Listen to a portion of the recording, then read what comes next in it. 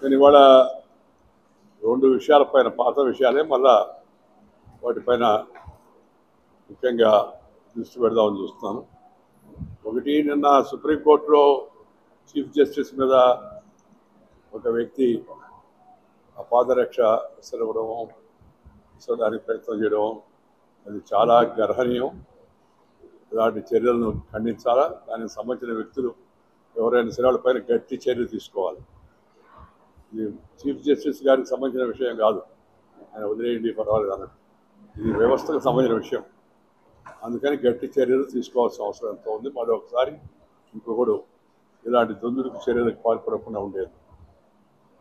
నేను చెప్పదలుచుకున్న రెండు విషయాలు ఏంటంటే, ముఖ్యంగా ఒకటి, ఈ పార్టీ ఫిరాయింపులు జాడ్యం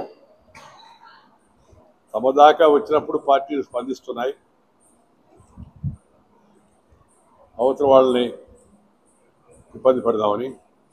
కానీ తమ హయాంలో జరిగినప్పుడేమో మంచిదే అన్నట్టుగా ఉంటున్నారు. అవతల వాళ్ళ హయాంలో జరిగితే తప్పు అన్నట్టుగా. మనం తెలంగాణలో ఏం జరుగుతుందో చూస్తున్నాం. ఇంతకుముందు ఆంధ్రప్రదేశ్లో కూడా జరిగింది అలాగే. ఇంతకుముందు ప్రస్తుతం ఇంకా జరగలేదు అనుకోండి, జరగడానికి కూడా సంఖ్య తక్కువగా ఉన్నట్టుంది. నేనేమంటానంటే, పార్టీ మారడం అనేది తప్పని నేను అన్ను. ఈ సిద్ధాంతం అమలు కావడం లేదా అనిపించినప్పుడు, లేదా నాయకుడు ఏకపక్షంగా వ్యవహరిస్తాడనుకున్నప్పుడు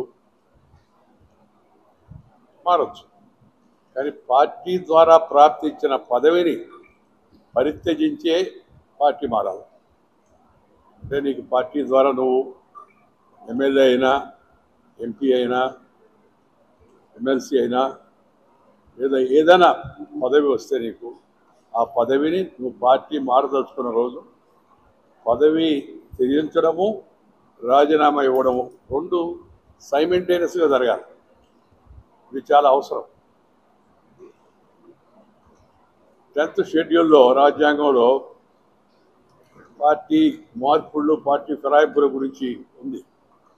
కానీ అది లోపభూయిష్టంగా ఉంది. ఏది 2/3 సభ్యులుంటే వాళ్ళు మారచ్చు, లేదా తక్కువ ఉంటే అలవాటుగా మారిపోయింది. ఈ పార్టీ ఆ పార్టీ అని అన్నం. దానివల్ల రాష్ట్రాల యొక్క అభివృద్ధి పుట్టుపడుతుంది. ప్రభుత్వాలు విపరీతంగా అప్పులు చేస్తున్నారు, తాహత్తుకు మించి. మన పల్లెటూరులో నాకు బాగా గుర్తు, ఎవరైనా అప్పు కావాలంటే కొంతమంది వీళ్ళు అప్పు కడతారని నమ్మకం లేకపోతే ఎవరన్నా పూచీకత్తు తీసినారు, గ్యారెంటర్ అని చాలామంది వచ్చి మా మామ దగ్గర సంతకం పెట్టుకునేవాళ్ళు గ్యారెంటర్గా. అంటే గ్యారెంటర్ అంటే వాళ్ళు కట్టకపోతే నేను కడతాను అన్నట్టు. అందువల్ల అప్పు ఇచ్చేటప్పుడు అప్పు ఇచ్చే సంస్థలు ఈ ప్రభుత్వానికి తిరిగి కట్టగలిగే స్తోమత ఉందా? నేను అప్పు చేస్తాను, నేను ఉచితాలు ఇస్తాను, నేను ఎలక్షన్లో ప్రయోజనం పొందుతాను, తర్వాత వచ్చే గవర్నమెంట్ వాళ్ళ కర్మ వాళ్ళది అన్న ధోరణి వాళ్ళ రాజకీయాల్లో కనబడుతుంది, రాజకీయ పార్టీలు. మనం తాజా ఉదాహరణ కూడా చూసాం. రాష్ట్ర ప్రభుత్వం ఆర్థికంగా ఆంధ్రప్రదేశ్లో వరకు ఉన్నాం కాబట్టి ఉదాహరణ చెప్తున్నాం ఎంత ఇబ్బంది పడుతుందో. ఆ మధ్య ఆయన మన రేవంత్ రెడ్డి గారు కూడా తెలంగాణలో నేను 1వ తారీఖు జీతాలు ఇవ్వలేను, దయచేసి మీరు ఏమనుకోవద్దు, కోఆపరేట్ చేయండి, రాష్ట్రం ఇబ్బందుల్లో ఉంది అని కూడా ఆయన బహిరంగంగా చెప్పాడు. నేషనల్ టీవీ ఇంటర్వ్యూలో కూడా చెప్పాడు. ఏమంటే ఎందుకు ఇబ్బందుల్లో ఉంది? పరిమితులు దాటి శక్తిని మించి అప్పులు చేశారు కాబట్టి.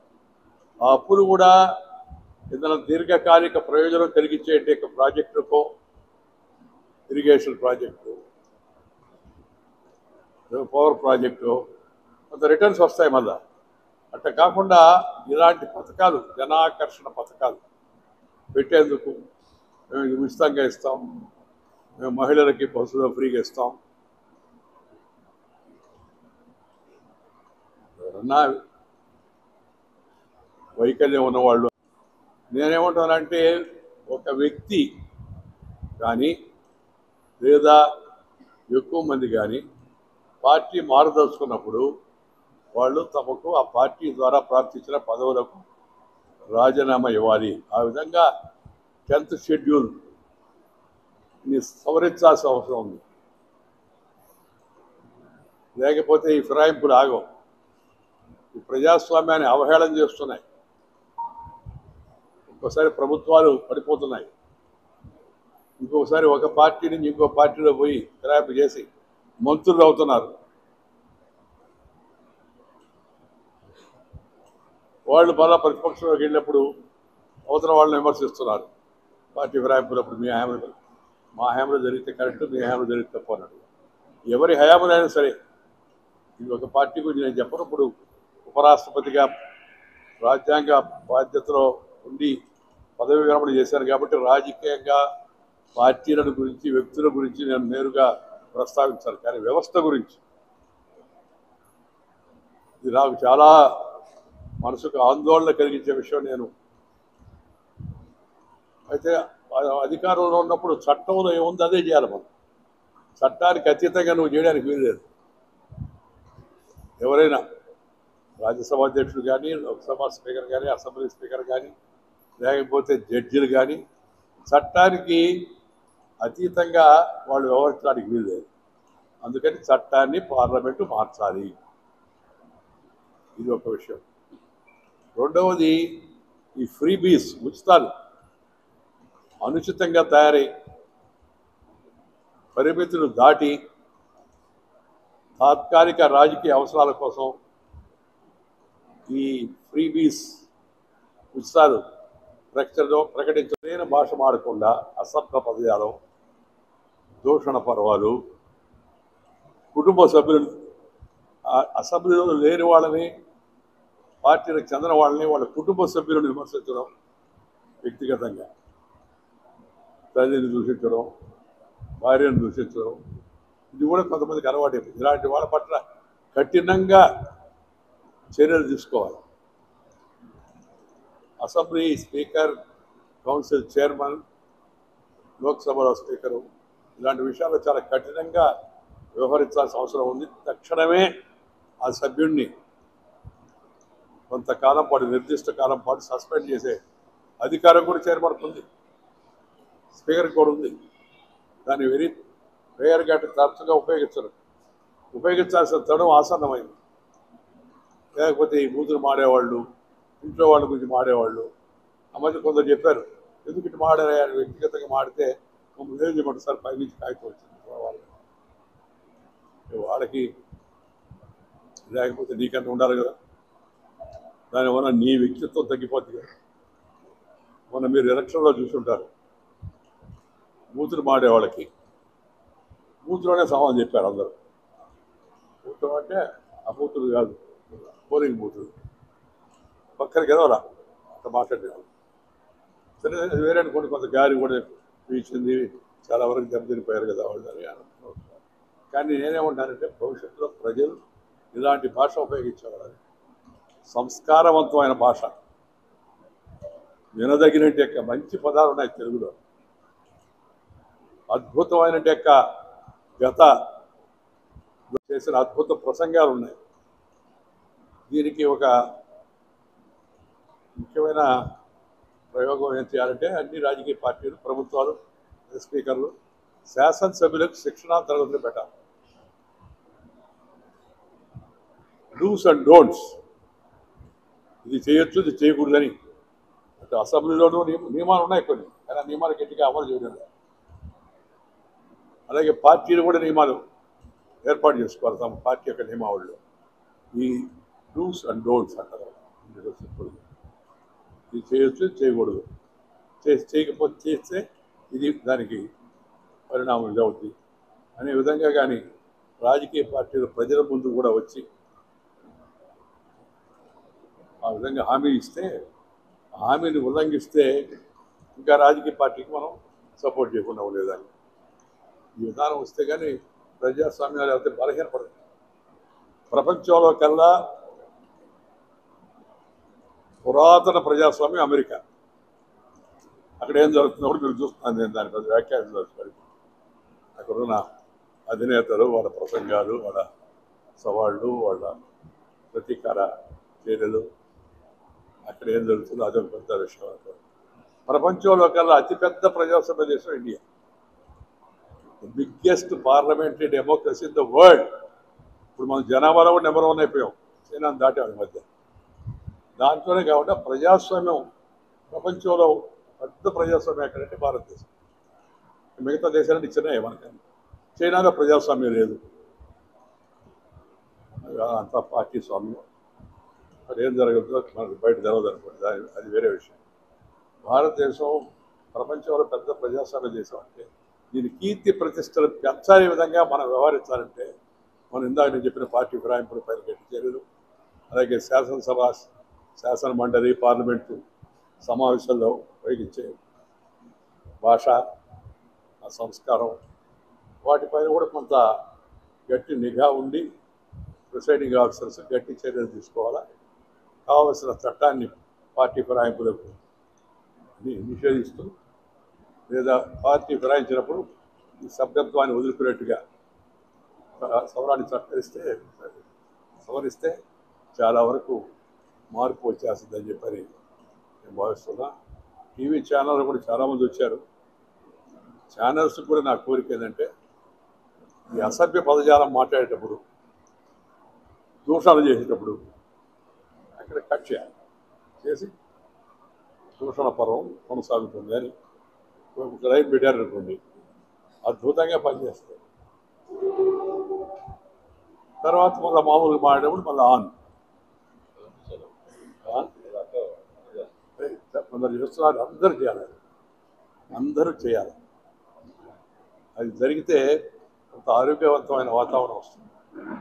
ఆడకు తువ్వులు వేసుకోవడం, అక్కడ కొట్టుకోపోవడం, లేదా పూర్తిగా అనాథలుగా ఉన్నవాళ్ళు, అలాంటి వాళ్ళకి ఏదైనా ప్రభుత్వం ఉచితంగా ఇచ్చిందంటే మనం అర్థం చేసుకోవచ్చు. అందుకే నేను ఎప్పుడు చెప్తాను ప్రతి బహిరంగ సభలో కూడా, ప్రభుత్వము, చదువు, వైద్యం ఈ రెండింటికి తప్పితే ఇంకెదర వాటికి ఏటికి ఉచితంగా ప్రభుత్వ డబ్బులు ఖర్చు పెట్టడానికి. చదువు భవిష్యత్తుకి అది ఉపయోగపడేది. ఆరోగ్యం బతకాలంటే దానికి మార్గం. అందరికీ వైద్యం చేయించుకునే పరిస్థితి ఇప్పుడు కొత్త విచిత్రమైన నవీన కొత్త రకాలైన జబ్బులు వస్తున్నాయి. నాన్ కమ్యూనికబుల్ డిసీజ్ అంటారు. అలాంటివి ఎక్కువ అయిపోతున్నాయి రోజు రోజు. ఖర్చు విపరీతం అవుతుంది. కట్టుకోలేక పేదవాళ్ళు, ధనికులు మధ్యతరగతి వరకు సరే కట్టాలు పడుతున్నారు, కానీ పేదవాళ్ళు కట్టుకునే వాళ్ళ సంగతి ఏది? అలాంటి పేదవాళ్లకు మాత్రం చదువు విషయంలో ₹1,00,000 కాన్వెంట్ ఫీజు దాన్ని ఫ్రీగా నేను ఎవరు చెప్తే అది సాధ్యం కాదు. మామూలు పాఠశాలలో చదువుకి, అలాగే వైద్యం, ప్రాథమిక వైద్యం, దీర్ఘకాలికమైన వైద్యం ఇబ్బందులు బాధపడుతున్న వాళ్ళకి ప్రభుత్వం చేయూతనందించి ఆ పేరేదన్నా కానీ వాటికి మాత్రమే వీటిని పరిమితం చేయాలా. ఒకటి. ఇంకొక విషయం నేను చెప్పదలుచుకుంది ఏంటంటే, ఏ రాష్ట్ర ప్రభుత్వం అయినా తెచ్చిన అప్పులు ఎలా కట్టబోతుంది అనేది కూడా ప్రజల ముందు ఒక అఫిడవిట్ దాఖలు చేయాలి. కోర్టులో కాదు, ప్రజల ముందు ఒక అఫిడవిట్. ఈ రాష్ట్ర ఆర్థిక బడ్జెట్ ఇంత, అప్పు ఇంత ఉంది ప్రస్తుతం, నేను మళ్ళీ ఇంత అప్పు తెస్తున్నాను, ఈ 5 ఏళ్లలో ఆ అప్పును తీర్చడానికి ఇది మార్గం, సంవత్సరానికి ఇంత కడతాను. సొంతం కాదనుకోండి, ముఖ్యమంత్రి గారి కానీ మంత్రులు కానీ ఆర్థిక మంత్రులు కానీ ఆ ప్రణాళిక అసెంబ్లీ ముందు పెట్టి ఆమోదింపజేయాలి అప్పు తీసుకునే ముందు. ఈ విధంగా చేస్తే ఆర్థిక వ్యవస్థ చక్కబడుతుంది. నిదానంగా అయినా అభివృద్ధికి ప్రాధాన్యత కాదు. అభివృద్ధి ముఖ్యంగా నీటిపారుదల, సాగునీరు, తాగునీరు, రవాణా సౌకర్యం, రహదారి సౌకర్యం,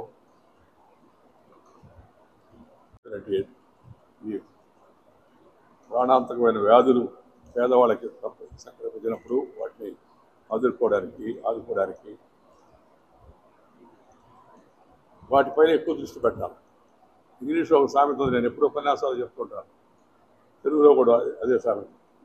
చేపను పట్టేది నేర్పించండి, చేపను ఉచితంగా ఇవ్వద్దు. మధ్యాహ్నం నువ్వు పొరమేని ఇస్తే సాయంత్రం నాకు బొచ్చు కావాలని అడుగుతాడు. ఎవడైనా అంతే, ఫ్రీగా ఇస్తాడు. వద్దంటారా? మీరు వద్దంటారా? చెప్పంటారా? నేను ఎవరైనా వద్దంటారా? సాధ్యం. ఫ్రీగా ఇస్తామంటే ప్రజల్ని మీరు తీసుకోవద్దని మనం చెప్పలేము. దాంతోపాటు ప్రభుత్వాలు ఎందుకు కొద్దిగా ధైర్యంగా పోతున్నాయంటే సాయంత్రం వల్ల ప్రభుత్వానికి వెనక్కి వస్తుంది. ఉచితాలు ఎక్కువ అవడం వలన ఉదయం ఉచితం, సాయంత్రం అనుచితానికి మళ్ళా ఏం చెప్తాను మీకు అందరికీ అర్థమే ఉంటుంది. నేను చెప్పాలి డబ్బు మళ్ళీ గవర్నమెంట్ దోగపోతుంది కదా అని ధీమాగా ఉన్నారు. కానీ ఎంతమంది ఆరోగ్యం దానివల్ల దెబ్బతింటుంది. పేదవాళ్ళు కొంతమంది ఒకసారి ఎన్నికల ఫలితాల్లో కూడా మీరు చూశారు, చాలామంది పెద్దవాళ్ళు వాళ్ళ కుటుంబ సభ్యులు సరిపోయారనే కోపంతో కూడా కొంతమంది ఎలక్షన్లో వ్యతిరేకంగా ఓటేశారు. మనం ఒకవైపు మద్య నిషేధం అనేది అది ఒక పాలసీ మ్యాటర్. అది గవర్నమెంట్లు అమలు చేయలేకుండా ఏ గవర్నమెంట్ కూడా, కానీ ప్రోత్సాహం చేయకూడదు. దీన్ని కూడా రాజకీయ పార్టీలు దృష్టిలో పెట్టుకోవాల్సింది. ముఖ్యంగా నేను వాళ్ళు చెప్పదలుచుకుంది, ఒకటి పార్టీ ఫిరాయింపుల పైన, రెండు ఈ ఉచితాల పైన, మూడవది ప్రజల చేతిలో ఉండేది. సరైన భాష మాడకుండా అసెంబ్లీలో, పార్లమెంట్లో, జిల్లా పరిషత్లో, మున్సిపాలిటీలో చట్టాలు దేశంలో ఇంకా మిగతా వాళ్ళు లేరనే, తెలుగు వాళ్ళు లేరనే పరిస్థితి రాకూడదు. నేను కూడా నా లా చదివాను, ప్రాక్టీస్ చేయలేదు. కానీ ఇందులో పుణ్యాన ప్రాక్టీస్ చేయకుండా ఎమ్మెల్యే, ఎంపీ, మంత్రి అట్టు అయిపోయాను. అయితే మా అమ్మ, మాది పక్కన చోటపాడు, మా అమ్మ నా 13 నెలలప్పుడు చనిపోయింది గేదె పరిస్థితి. మా అమ్మ కోరికట నేను మంచి వకీలు కావాలి, వకీలు అవుదామని లా చదివా. చదివి చదువుతూ ఉత్సాహంతో జయప్రకాష్ నాన్నగారిని పిలిచాను, అందరిని అడ్రస్ చేయడానికి. ఆ తర్వాత ఎమర్జెన్సీ వచ్చింది, ఎమర్జెన్సీ పెట్టి జేపీ నువ్వు ఇన్వైట్ చేసావని ఆ నేరానికి జైల్లో వేశాను. జైల్లో ఉన్నప్పుడు మనసు మారిపోయింది. అడ్వకేట్ కాకూడదు, ప్రజా జీవితంలోకి వచ్చి అన్యాయం చేసిన ఇలాంటి వాళ్ళని, ఇలాంటి రిజిమ్స్ అలా రాకుండా చూడాలని రాజకీయాలకు వచ్చి, అందువల్ల course of future thanks to Shrimati Indira Gandhi. ఇంకో రకంగా మా అమ్మ కోరిక నెరవేర్చలేకపోయింది. ఒక పాలు ప్రధాని నరేంద్ర మోదీ గారు ఆయన ఒక్కళ్ళు పోతున్నాం. ఇక్కడక్కడ ఈ యాంకర్లు వాళ్ళు రిమైండ్ చేస్తున్నారు, సార్ ఇలా మాట్లాడడం మంచిది కాదు, పరి దాడుతున్నారు. మంచి సలహాని పాటించేంత పరిస్థితి లేరు కదా వాళ్ళు. ఈ విషయాలపైన నేను ఈరోజు ఇక్కడ నెల్లూరుకు వచ్చిన సందర్భంగా మా ఊరి నుంచి నా మనసులో ఉన్న అభిప్రాయాలు వస్తే మంచిది అనుకున్నాను. మారుతుంది, ఎక్కడికైనా పోయి ఎక్కువగా మారుతున్నాను. ఈ మధ్య నేను ఎక్కువగా కాలేజీలు, యూనివర్సిటీలు, అన్నమాచార్య కీర్తనలు, భావవాహిని పెట్టిన దానికి వెళ్ళాను. అలా దేశంలో, రాష్ట్రంలో, వివిధ రాష్ట్రాల్లో జరుగుతున్న కార్యక్రమాలు ఎక్కువగా పెడుతున్నా. ఉన్న సమయం అలా గడపడం కోసం ఎక్కువ ప్రయత్నం చేస్తున్నాను. ఎందుకంటే నాకు ఇతర పని మీద వస్తాం, కొంత అనుభవం ఉంది. నా అనుభవాన్ని ఇతరులతో పంచాలా అనే ఉద్దేశంతో ప్రయత్నం చేస్తున్నాను. ముందే చెప్పాను, ఈ జనాన్ని కూర్చోవడం కోసం పదం ఉపయోగించాను. పదవి విరమణ చేశానే కానీ పదవి విరమణ చేయలేదు. అందుకని శరీరం సహకరించినంతకాలం కొనసాగుతున్నాం. కొంతమంది నేరాలు, అవినీతి అక్రమాలు పాల్పడి బెయిల్ పైన బయటకు వచ్చి 10 ఏళ్ళు 15 ఏళ్ళు ఆ కేసు ఒక దగ్గర సీఎంలు అవ్వడం, మంత్రులు అయినటువంటి పరిస్థితులు దాని మీద కూడా ఒకటి ప్రధానమంత్రి గారు కూడా ప్రకటించారు, తర్వాత ఏమైంది నాకు జరగదు. క్రిమినల్ కేసులు ఎమ్మెల్యే, ఎంపీ, మంత్రి వాడి మీద ఉన్న కేసులకు 2 సంవత్సరాల పరిమితి. ఆ 2 సంవత్సరాలు ఆ కేసులు మిగతా వాటిని పక్కన పెట్టేనే అవసరం అయితే వీటిని ప్రయారిటీ మీద తీసుకొని ఒక నిర్ణయానికి రావాలి. శిక్ష చేయమని నేను చెప్పను, శిక్ష అర్హుడే కాదని నిర్ణయించాల్సింది ఏం కాదు కదా, కోర్టులు కదా. అందువల్ల దానికి కాల పరిమితి 2 సంవత్సరాలు రీజనబుల్ టైం అని నేను అనుకుంటున్నాను. ఈ మాటకు ముందు వాయిదా వేయడం, ఎన్ని వాయిదాలు కొన్ని కేసుల్లో ఎన్నిసార్లు జరుగుతున్నాయి. నిన్న కోర్టులు ఉండాల్సింది నిన్నైతే ఇన్ని కోర్టులు ఉన్నాయి, సుమారు 400 కోట్లు తక్కువగా ఉన్నాయని న్యాయశాఖ నుంచి ఒకటి. ప్రభుత్వం కోర్టుల సంఖ్య పెంచేందుకు, జడ్జీల సంఖ్య పెంచేందుకు కావాల్సిన వసతి సౌకర్యం కల్పించాలి. కానీ న్యాయ వ్యవస్థ కూడా అనవసరంగా వాయిదా లేకుండా వాయిదా ఆ ప్రముఖ న్యాయవాదులు కానీ పోయి అక్కడైతే వాళ్ళకి వాయిదాకి లక్షలు ఢిల్లీలో మీరు చూసుకుంటారు లేదు. కొద్దిమంది నేను ఒక నిర్ణయం తీసుకున్నాను, రాజకీయాల్లో వారసత్వాన్ని ప్రోత్సహించకూడదు. ఇప్పుడు కాదు ఇది, నేను 2004 నుంచి చాలామంది మిత్రులు, ముఖ్యంగా ఉదయగిరి ఆత్మకూరు వాళ్ళు, అలాగే నెల్లూరు పార్లమెంటుకి చెందిన వాళ్ళు, మీ అమ్మాయిని కానీ మీ అబ్బాయిని కానీ రాజకీయాల్లో తీసుకురాండి సార్, మీ తర్వాత మీ వారసత్వం కొనసాగాలని. నేను వారసత్వ రాజకీయాలకు వ్యతిరేకం. నేను జోక్ కూడా మాడుతుంటాను ఇంగ్లీష్లో, నాకు గుర్తుంది. Dynasty but it tasty to many people అని చెప్పాను. నేను ఎవరి గురించి అన్నానో జనానికి తెలుసు. అందువల్ల నేను నా హయాంలో నేను పదవులు ఉన్నప్పుడు పిల్లలను రాజకీయాలను ప్రోత్సహించాను. నా తర్వాత అంటారా వాళ్ళు ఇష్టం, మనం ఏం చేయలేము. అలా అని మీరు క్వశ్చన్ మార్క్ పెట్టి ఓ అవకాశం ఉందేమో అనుకుంటారు. నన్ను అడిగితే, సలహా అడిగితే, వద్దమ్మా, గౌరవంగా, సుఖంగా, ఆనందంగా, ఆరోగ్యంగా ఈ ట్రస్టు, ఈ సేవా కార్యక్రమాలు చేస్తున్నావు, ఇంకా కూడా మంచిగా సేవ చేయమని. మా అబ్బాయి కూడా ఈ మధ్య కొద్దిగా చురుగ్గా ఎంపవర్ ఫౌండేషన్ మళ్ళీ విజయవాడ కాకుండా హైదరాబాద్ కూడా పెట్టారు, త్వరలో ఓపెన్ చేస్తాను. వాటిలో కొన్ని ట్రైనింగ్ అవన్నీ మనవరాలను కూడా ప్రోత్సహించి ట్రైనింగ్ ఇచ్చే కార్యక్రమాలు కొద్దిగా, అంటే DTP, డెస్క్టాప్ ఇలాంటి కొద్దిగా హైయర్ ఎండ్ స్కోర్స్కి శిక్షణ ఇచ్చేదానికోసం కూడా వాళ్ళు ప్రయత్నం చేస్తున్నారు. అలాంటి ప్రయత్నాలు వాళ్ళు చేయాలని నాకు. నేను కుటుంబ సభ్యులుగా రాజకీయాల్లో ప్రోత్సహించడం వ్యతిరేకం. నా నిర్ణయం. నేను పోయిన తర్వాత ఏం జరుగుతుందో నాకే తెలుసు. మీలో కూడా కొందరు ఎమ్మెల్యేలు కావచ్చు, ఇప్పుడు ఎవరేం జరుగుతుందో ఎవరు చూశారు.